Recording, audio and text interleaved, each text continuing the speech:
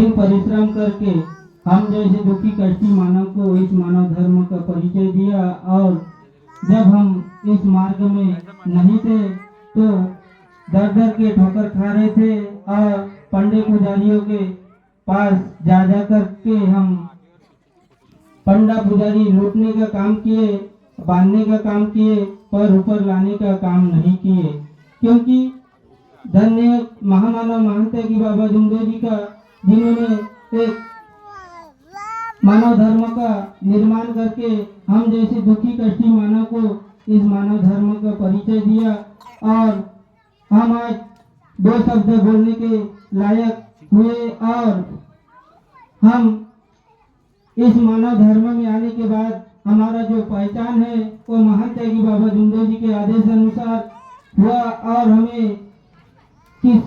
हमें बात करने का भी तौर तरीका मालूम नहीं था कि किस तरह हमें बोलना है, कैसा चलना है, सत्य मर्यादा प्रेम का आचरण करना है।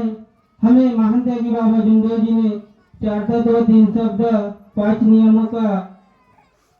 नियमों का हमें जीवन में पालन करना है।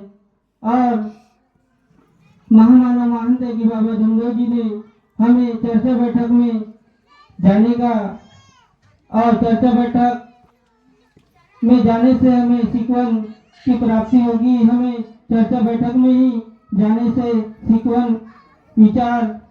सिकवन प्राप्त होगा।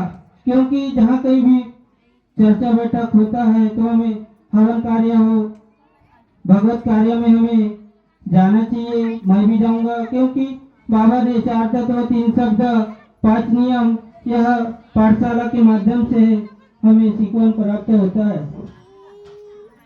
कर्म तेरा अच्छा है तो किस्मत तेरी दासी है, कर्म तेरा अच्छा है तो किस्मत तेरी दासी है।